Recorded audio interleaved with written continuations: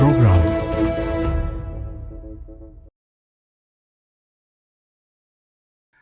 പ്രിയപ്പെട്ടവരെ, നമസ്തേ. ഇന്നൊരു കഥ പറഞ്ഞു തുടങ്ങാം. മത്തായി എന്ന് പേരുള്ള ഒരു കൃഷിക്കാരൻ പണിയെല്ലാം കഴിഞ്ഞ് വൈകുന്നേരം തൻ്റെ വീട്ടിലേക്ക് വന്നു. നൊയമ്പ് കാലമായിരുന്നു. നൊയമ്പ് സമയത്ത് മത്സ്യമാംസാദികളൊക്കെ വർജിക്കണമെന്നാണ് നിയമം. കഠിനാധ്വാനിയായിരുന്നു നമ്മുടെ മത്തായി. അദ്ദേഹം വീട്ടിൽ വന്ന് ഭക്ഷണത്തിനിരുന്നപ്പോൾ ഭാര്യ ചോറും കറിയും കൊണ്ടുവച്ചു. അപ്പോൾ പുള്ളി നോക്കിയപ്പോൾ നല്ല ചിക്കൻ കറി. നൊയമ്പായതുകൊണ്ട് ചിക്കൻ കഴിക്കാൻ പാടില്ലല്ലോ. അപ്പോൾ മത്തായി ഭാര്യയോട് ചോദിച്ചു, എടി മറിയേ, ഈ നൊയമ്പ് കാലത്ത് ചിക്കൻ കഴിക്കരുതെന്ന് നിനക്ക് അറിഞ്ഞുകൂടെ? അപ്പോൾ ഭാര്യ പറഞ്ഞു, എന്നാ അത് ഞാൻ ചിക്കൻ കഴിക്കണ്ട, പച്ചച്ചോറ് അങ്ങോട്ട് ഉണ്ടോ എന്ന് പറഞ്ഞു. അപ്പോൾ മത്തായിക്കൊരു വിഷമം, പച്ചച്ചോറ് എങ്ങനെ കഴിക്കും, എന്തെങ്കിലും കൂട്ടാൻ വേണ്ടേ? അപ്പോൾ പിന്നെയും മത്തായി ചോദിച്ചു, എടി നീ എവിടുന്നായി ചിക്കൻ സംഘടിപ്പിച്ചത്? അപ്പം മറിയ പറഞ്ഞു, അത് അങ്ങേലെ മുഹമ്മദിൻ്റെ കോഴി നമ്മുടെ പറമ്പിൽ കൂടി ഇങ്ങനെ നടന്നു കണ്ടപ്പോൾ ഞാനൊരു കുട്ടയെടുത്ത് അതിനെ അങ്ങ് അടച്ചു, എന്നിട്ട് അതിനെ ഞാൻ അങ്ങ് കശാപ്പ് ചെയ്തു. അപ്പോൾ മത്തായി പറഞ്ഞു, എടി ആരാൻ്റെ മുതൽ മോഷ്ടിക്കരുതെന്ന് കർത്താവ് പറഞ്ഞിട്ടില്ലേ? നീ ചെയ്തതൊരു പാപമല്ലേ? അപ്പോൾ മറിയ പറഞ്ഞു, എന്നാ നിങ്ങൾ കഴിക്കേണ്ട മനുഷ്യ, നിങ്ങൾ പച്ചച്ചോറ് അങ്ങോട്ട് തിന്നോ എന്ന് പറഞ്ഞു. അപ്പോൾ മത്തായി പച്ചച്ചോറ് തിന്നാൻ തുടങ്ങി. 1-2 ഉരുള തിന്നു കഴിഞ്ഞപ്പം പിന്നെ ബാക്കിയൊന്നും കഴിക്കാൻ വയ്യ, എന്തെങ്കിലും ഒരു കറി വേണം. അപ്പോൾ മത്തായി മറിയോട് പറഞ്ഞു, നീ ഒരു കാര്യം ചെയ്യ്, ആ ചാറ് ഇങ്ങോട്ട് ഒഴിക്കുക. കാരണം ചാറ് കഴിക്കരുതെന്ന് കർത്താവ് പറഞ്ഞിട്ടില്ലല്ലോ, ചിക്കൻ കഴിക്കരുതെന്നല്ലേ പറഞ്ഞിട്ടുള്ളൂ, അതുകൊണ്ട് ചാറ് അങ്ങോട്ട് ഒഴിക്കുക എന്ന് പറഞ്ഞു. അപ്പോഴും ഭാര്യ മറിയ ആ കറി പാത്രം എടുത്തിട്ട് ചാറ് ഒഴിക്കാൻ ശ്രമിച്ചു. അപ്പം ചാറ് ഒഴിക്കുന്ന സമയത്ത് 1-2 കഷണങ്ങൾ, ചിക്കൻ കഷണങ്ങൾ ചോറ് പാത്രത്തിലേക്ക് വീഴാൻ തുടങ്ങി. അപ്പോൾ മറിയ അത് കൈകൊണ്ട് തടഞ്ഞു. അപ്പോൾ മത്തായി പറഞ്ഞു, ഉളുന്ത് കണ്ടം തടുക്ക വേണ്ട എന്ന് പറഞ്ഞു. അതായത് സ്വമേധയാ വീഴുന്ന ചിക്കൻ കഷ്ണമാണെങ്കിൽ നീ അത് തടുക്കണ്ട, അതങ്ങ് വീണോട്ടെ, സ്വമേധയാ വീഴുന്നതല്ലേ എന്ന് പറഞ്ഞു. ഇതാണ് കഥ. ഇതൊരു കള്ളക്കഥയാണ്. പക്ഷേ ഇത് പറയാനുള്ള കാരണം, ഇപ്പോഴ് ഞങ്ങളിലൊക്കെ, ഞാനെന്ന് വെച്ചാൽ ഞാനൊരു ഓർത്തഡോക്സ് സഭാംഗമാണ്. ഞങ്ങളുടെ നൊയമ്പ് കാലമാണ്, വലിയ നൊയമ്പെന്ന് പറയും. 50 ദിവസം നൊയമ്പ് നോക്കണം. ഇത് വീടുന്നത് ഈസ്റ്റർ ദിവസമായിരിക്കും. അപ്പോൾ ഈസ്റ്ററിനുള്ള തയ്യാറെടുപ്പുകളാണ്, കർത്താവിൻ്റെ ഉയർത്തെഴുന്നേൽപ്പിനുള്ള തയ്യാറെടുപ്പായിട്ടാണ് ഈ 50 ദിവസം ഞങ്ങൾ നൊയമ്പ് നോക്കുന്നത്. കത്തോലിക്കരാണെങ്കിൽ 40 ദിവസത്തെ നൊയമ്പാണ് നോക്കുന്നത്. കാരണം അവർ നൊയമ്പ് തുടങ്ങുന്നത് ആഷ് വെനസ്ഡേ എന്നൊരു ദിവസമുണ്ട്, അന്ന് തുടങ്ങുന്നത്. ഇപ്പോൾ ഇത് ക്രിസ്ത്യാനികൾക്കും മുസൽമാന്മാർക്കും ഹിന്ദുക്കൾക്കും എല്ലാം വ്രതാനുഷ്ഠാനം നിർബന്ധമാണ്, അല്ലേ? റംസാൻ കാലത്ത് മുസ്ലിങ്ങൾ പിന്നെ വ്രതമനുഷ്ഠിക്കും. അവരുടെ വ്രതാനുഷ്ഠാനവും ക്രിസ്ത്യാനികളുടെ വ്രതാനുഷ്ഠാനവും തമ്മിൽ വ്യത്യാസമുണ്ട്. പിന്നെ ഇപ്പം ശിവരാത്രിയുടെ ദിവസം എല്ലാ ഹൈന്ദവരും അന്ന് വ്രതമനുഷ്ഠിക്കുന്ന ദിവസമാണ്, അല്ലേ? അപ്പോൾ ഈ വ്രതാനുഷ്ഠാനം എന്തിനാണ്? ദൈവത്തെ പ്രീതിപ്പെടുത്താനാണോ ഈ വ്രതാനുഷ്ഠാനമൊക്കെ നമ്മൾ ചെയ്യുന്നത്? ഇത് നമ്മൾ വ്രതമനുഷ്ഠിച്ചാൽ ദൈവം സന്തുഷ്ടനാകുമോ? എനിക്ക് വിശ്വാസമില്ല. ഇത് ദൈവത്തെ പ്രീതിപ്പെടുത്താനുള്ള ഒരു പരിപാടിയല്ല. ഇത് ഇങ്ങനെ പറയുന്നതിൻ്റെ പിന്നിൽ ഒരു റീസണിങ് ഉണ്ട്, ഒരു ലോജിക്കുണ്ട്. എല്ലാം വെട്ടി വാരി തിന്നുന്ന നമ്മൾ ഇടയ്ക്കിടയ്ക്കൊക്കെ നമ്മുടെ വയറിന് ഒരു റെസ്റ്റ് കൊടുക്കണം. കുറച്ചൊക്കെ വയറിലെ അഴുക്കൊക്കെ പോകണം. എല്ലാം കുറച്ച് നമ്മളൊന്നൊരു ഡിസിപ്ലിൻഡ് ആവണം. അങ്ങനെ നമ്മുടെ ശരീരം ഒന്ന് ശുദ്ധമാകണം, അതോടൊപ്പം മനസ്സും ശുദ്ധമാകണം. അങ്ങനെ ഒന്ന് നമ്മൾ തന്നെ ഒന്ന് ഡിസിപ്ലിൻ ചെയ്ത് നമ്മൾ മനസ്സിന് കുറെ കൂടി ഏകാഗ്രതയുണ്ടാക്കി നല്ല കാര്യങ്ങൾ ചെയ്യാനുള്ള ഒരു അവസരമാക്കി ഇതിനെ മാറ്റിയെടുക്കുകയാണ് ചെയ്യുന്നത്. അതാണ് ഈ മതാനുഷ്ഠാനം കൊണ്ട് ഉദ്ദേശിക്കുന്നത്. അല്ലാതെ നമ്മൾ ഇറച്ചിയും മീനും കഴിക്കാതിരുന്നാൽ ദൈവം സന്തുഷ്ടനാകുമെന്ന് പറയുന്നതിൽ ഒരർത്ഥവുമുണ്ടെന്ന് എനിക്ക് തോന്നുന്നില്ല. ഈ വ്രതാനുഷ്ഠാനങ്ങളിൽ ഏറ്റവും പ്രധാനമായിട്ടുള്ളത് എന്താണ്? ഒന്ന് പ്രാർത്ഥനയാണ്, 2 ഈ നേരത്തെ പറഞ്ഞ ഉപവാസമാണ്, പിന്നെ 3 ജീവകാരുണ്യ പ്രവർത്തനങ്ങൾ ചെയ്യുക എന്നുള്ളതാണ്. അപ്പോൾ ഞങ്ങളുടെ സഭയിൽ ഈ വ്രതാനുഷ്ഠാനം തുടങ്ങുന്നതിന് മുൻപ് ശുബുക്കോനോ എന്നൊരു ശുശ്രൂഷ നടത്തും. ശുബുക്കോനോ എന്ന് പറഞ്ഞാൽ റിക്കൺസിലിയേഷൻ എന്നാണ് അർത്ഥം. റിക്കൺസിലിയേഷൻ അഥവാ നിരപ്പാകൽ, അതാണ് ഈ നോയമ്പ് കാലത്ത് ഈ വ്രതാനുഷ്ഠാനങ്ങളിൽ നിന്നും എല്ലാം ഉണ്ടാകേണ്ടുന്ന ഏറ്റവും പ്രധാനപ്പെട്ട കാര്യമെന്ന് ഞാൻ വിചാരിക്കുന്നു. എന്തെല്ലാം വ്രതാനുഷ്ഠാനങ്ങൾ നടത്തിയാലും ഉപവസിച്ചാലും ഏറ്റവും പ്രധാനപ്പെട്ടത് മറ്റുള്ളവരോട് നിരപ്പാവുക എന്നുള്ളത് തന്നെയാണ്. അവരോട്, നമുക്ക് വിരോധമുള്ളവരോട് നമ്മൾ നിരപ്പാകണം.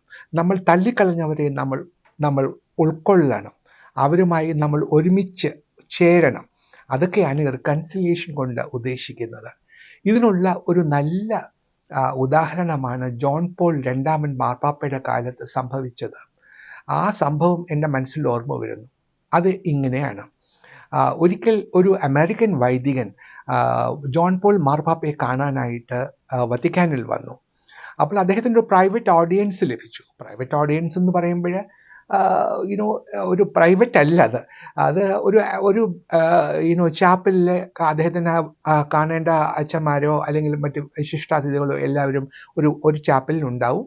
അവിടെ ഓരോരുത്തർക്കും മാർപ്പാപ്പയോട് 1-2 മിനിറ്റ് സംസാരിക്കാനുള്ള അവസരം ലഭിക്കും. ഇതൊരു വലിയ ഭാഗ്യമായിട്ടാണ് എല്ലാവരും കരുതുന്നത്. അപ്പോൾ നമ്മുടെ ഈ അമേരിക്കയിൽ നിന്ന് വന്ന വൈദികൻ ഇതുപോലെ മാർപ്പാപ്പയെ കാണാനായിട്ട് അവിടെ എത്തി. തലേന്ന് തന്നെ എത്തി. തലേന്ന് എത്തിയിട്ട് അദ്ദേഹം വിചാരിച്ചു ഈ പള്ളിയിൽ പോയിട്ട് കുറച്ച് സമയം പ്രാർത്ഥിക്കാം എന്ന് വിചാരിച്ച് പള്ളിയിലേക്ക് പോവുകയായിരുന്നു. അപ്പോൾ പള്ളിയിലേക്ക് പോകുന്ന സമയത്ത് അതിൻ്റെ പടിവാതിൽക്കൽ ഒരുപാട് ഭിക്ഷാടകർ ഇരിക്കുന്നത് കണ്ടു. അപ്പോൾ അദ്ദേഹം അതിൽ നോക്കിയപ്പോൾ അദ്ദേഹത്തിന് പരിചയമുള്ള ഒരു മുഖം അവിടെ കാണാനിടയായി. പക്ഷെ ആരാണെന്ന് ഓർമ്മ വരുന്നില്ല. കാരണം ആ മനുഷ്യൻ താടിമീശകളൊക്കെ വളർത്തി വളരെ വളരെ മുഷിഞ്ഞ വസ്ത്രങ്ങളൊക്കെ ധരിച്ച് അവിടെ ഇരിക്കുകയായിരുന്നു. ആരാണെന്ന് അദ്ദേഹത്തിന് മനസ്സിലായില്ല. പള്ളിയിൽ ചെന്നു പ്രാർത്ഥിക്കാനിരുന്നു. പക്ഷേ പ്രാർത്ഥിക്കാനിരുന്നപ്പോഴും പിന്നെയും ഈ മനുഷ്യൻ്റെ മുഖം തന്നെ അദ്ദേഹത്തിൻ്റെ മനസ്സിൽ ഇങ്ങനെ തെളിഞ്ഞു വന്നു. ഇതാരായിരിക്കാം എന്ന് അദ്ദേഹം ചിന്തിച്ചു. പെട്ടെന്ന് അദ്ദേഹത്തിന് ഓർമ്മ വന്നു, തൻ്റെ കൂടെ സെമിനാരിയിൽ പഠിച്ച ഫാദർ ജിം ആയിരിക്കണം അത് എന്ന് അദ്ദേഹത്തിന് പെട്ടെന്ന് ഓർമ്മ വന്നു. ഉടനെ തന്നെ തിരിച്ചു വന്ന് ഈ യാചകരുടെ ഇടയിൽ ഇരുന്ന ഫാദർ ജിമ്മിനെ കണ്ടിട്ട്, നീ ഫാദർ ജിം അല്ലേ എന്ന് ചോദിച്ചു. അപ്പോൾ ഫാദർ ജിം പറഞ്ഞു, അതൊക്കെ പണ്ടായിരുന്നു, ഇപ്പോൾ ഞാൻ യാചകനാണ് എന്ന് പറഞ്ഞു. എന്തു പറ്റി നിനക്ക്? എങ്ങനെയാണ് നീ യാചകനായത്? എന്താണ് സംഭവിച്ചത് എന്ന് അദ്ദേഹം ചോദിച്ചു. അതൊന്നും പറയാൻ എനിക്ക് മനസ്സില്ല, നീ പോ, നിന്റെ പാട്ടിന് പോ എന്ന് പറഞ്ഞ ഫാദർ ജിം അയാളെ ആട്ടി ഓടിച്ചു. അത് കഴിഞ്ഞ് ഈ മനുഷ്യന് വലിയ വിഷമമായി. പിറ്റേ ദിവസം മാർപ്പാപ്പയെ കാണാനുള്ള അവസരം കിട്ടിയപ്പോൾ മാർപ്പാപ്പയോട് അദ്ദേഹം പറഞ്ഞു, ഞാൻ ആകെ ഒരു ധർമ്മസങ്കടത്തിലാണ്. എൻ്റെ കൂടെ സെമിനാരിയിൽ പഠിച്ച ഒരു ഫാദർ ജിം അവിടെ പടിവാതുക്കൽ യാചകനായിരിക്കുന്നത് കണ്ടു. അദ്ദേഹത്തിന് വേണ്ടി അങ്ങ് പ്രാർത്ഥിക്കണമെന്ന് പറഞ്ഞു. മാർപ്പാപ്പ തലകുലുക്കി. അത് കഴിഞ്ഞ് മീറ്റിംഗ് എല്ലാം കഴിഞ്ഞ് തിരിച്ചു പോകാൻ നേരത്ത് മാർപ്പാപ്പയുടെ സെക്രട്ടറി ഒരു കവർ കൊണ്ട് ഈ അച്ഛന് കൊണ്ട് കൊടുത്തു. എന്നിട്ട് പറഞ്ഞു, അങ്ങേക്ക് ഈ മാർപ്പാപ്പയുമായിട്ടുള്ള ഡിന്നർ കഴിക്കാനുള്ള ഇൻവിറ്റേഷനാണ്. രണ്ട് ഇൻവിറ്റേഷൻസ് ഉണ്ട്. ഒന്ന് അങ്ങേക്കും ഒന്ന് അങ്ങയുടെ സുഹൃത്തായ ഫാദർ ജിമ്മിനും. അദ്ദേഹത്തെയും കൂട്ടിക്കൊണ്ടു വരണം എന്ന് പറഞ്ഞു. അപ്പോൾ അദ്ദേഹത്തിന് വിശ്വസിക്കാൻ കഴിഞ്ഞില്ല. ആ 2 ഇൻവിറ്റേഷനുമായിട്ട് ഈ അച്ഛൻ യാചകരുടെ ഇടയിലേക്ക് വീണ്ടും ചെന്നു. അവിടെ ചെന്നപ്പോൾ ഫാദർ ജിം പോകാൻ തുടങ്ങുകയായിരുന്നു. അപ്പോൾ ജിമ്മിനെ കണ്ടിട്ട് പറഞ്ഞു, നോക്കൂ ജിം, നിനക്ക് ഞാനൊരു സർപ്രൈസ് ഗിഫ്റ്റ് കൊണ്ടുവന്നിട്ടുണ്ട്. എന്താ അത്? അപ്പോൾ അദ്ദേഹം കാണിച്ചു കൊടുത്തു, മാർപ്പാപ്പയുടെ ഇൻവിറ്റേഷൻ ഫോർ ഡിന്നർ. അദ്ദേഹം പറഞ്ഞു, എന്നെ ഇൻവൈറ്റ് ചെയ്യുമോ? ഞാനൊരു യാചകനല്ലേ, എന്നെ ആരും ഇൻവൈറ്റ് ചെയ്യും? അപ്പോൾ പറഞ്ഞു, അല്ലല്ല, ഇത് നിനക്ക് വേണ്ടിയിട്ടുള്ള പ്രത്യേക ഇൻവിറ്റേഷനാണ്, നീ വന്നേ മതിയാവുകയുള്ളൂ.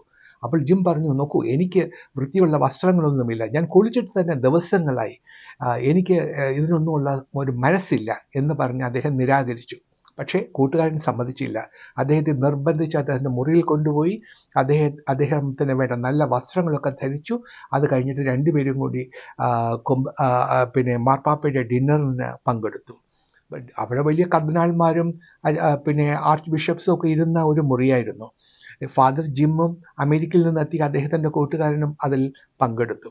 അവസാനം പോകാൻ നേരത്ത് പെട്ടെന്ന് മാർപ്പാപ്പ ഫാദർ ജിമ്മിനെ അകത്തേക്ക് വിളിച്ചു, ഒരു മുറിയിലേക്ക് വിളിച്ചു. കുറച്ച് സമയത്തേക്ക് എന്താണ് സംഭവിച്ചതെന്ന് ആർക്കും മനസ്സിലായില്ല. 5 മിനിറ്റ്, 10 മിനിറ്റ്, 15 മിനിറ്റ് കഴിഞ്ഞിട്ടും റൂം തുറക്കുന്നില്ല. അത് കഴിഞ്ഞപ്പോഴുണ്ട് മാർപ്പാപ്പയും ഫാദർ ജിമ്മും കൂടെ പുറത്തു വരുന്നു. കരഞ്ഞു കലങ്ങിയ കണ്ണുകളുമായിട്ടാണ് ഫാദർ ജിം പുറത്തു വന്നത്. എല്ലാവരും അത്ഭുതത്തോട് തിരക്കി, എന്താണ് സംഭവിച്ചത്? അപ്പോൾ ജിം പറഞ്ഞു, ഞാൻ അകത്ത് ചെന്നപ്പോൾ പരിശുദ്ധ പിതാവ് എന്നോട് പറഞ്ഞു, ജിം, നീ എൻ്റെ കുമ്പസാരം ഒന്ന് കേൾക്കുമോ എന്ന് ചോദിച്ചു. അപ്പോൾ ജിം പറഞ്ഞു, ഞാനൊരു യാചകനാണ്. യാചകൻ എങ്ങനെയാണ് കുമ്പസരിപ്പിക്കുന്നത്? അപ്പോൾ മാർപ്പാപ്പ പറഞ്ഞു, നീ ഒരിക്കൽ അച്ഛനായ ആളല്ലേ. ഒരാൾ ഒരിക്കൽ വൈദികനായാൽ ജീവിതകാലം മുഴുവൻ വൈദികനായിരിക്കും. അതുകൊണ്ട് നിന്റെ വൈദിക ജീവിതം അവസാനിക്കുന്നില്ല. അതുകൊണ്ട് എന്നെ കുമ്പസരിപ്പിച്ചേ മതിയാവൂ എന്ന് പറഞ്ഞ് ഫാദർ ജിമ്മിൻ്റെ മുൻപിൽ മാർപ്പാപ്പ മുട്ടുകുത്തി കുമ്പസരിച്ചു.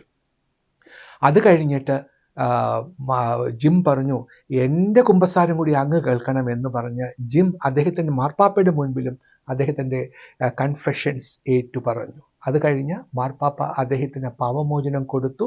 എന്നിട്ട് അദ്ദേഹത്തെ ആ ബസിലിക്കയിലെ വികാരിയായിട്ട് നിയമിക്കുകയും ചെയ്തു. പ്രിയപ്പെട്ടവർ, ഇതാണ് റിക്കൺസിലിയേഷൻ. ഇങ്ങനെ റിക്കൺസൈൽ ചെയ്യണം. അതായത് അത് ഒരാളെ നമ്മൾ തള്ളിക്കളയാൻ പാടില്ല. നമുക്ക് എത്ര വിരോധമുണ്ടെങ്കിലും, എന്തെല്ലാം ദേഷ്യമുണ്ടെങ്കിലും, എന്തെല്ലാം പകയുണ്ടെങ്കിലും അവരെയെല്ലാം അരികെ വിളിച്ച് അവരോട് നിരപ്പാകുന്നതാണ് ഈ വ്രതാനുഷ്ഠാനത്തിൻ്റെ എല്ലാം ഏറ്റവും പ്രധാനമായ സാരം എന്ന് ഞാൻ വിചാരിക്കുന്നു. അങ്ങനെ ചെയ്താൽ മാത്രമേ ഈ വ്രതാനുഷ്ഠാനങ്ങൾ കൊണ്ട്, ഈ ആചാരാനുഷ്ഠാനങ്ങൾ കൊണ്ട്, ഈ ഉപവാസവും പ്രാർത്ഥനയും എല്ലാം കൊണ്ട് അർത്ഥമുണ്ടാകൂ എന്നും ഞാൻ വിചാരിക്കുന്നു. അടുത്ത ആഴ്ച നമുക്ക് വീണ്ടും കാണാം.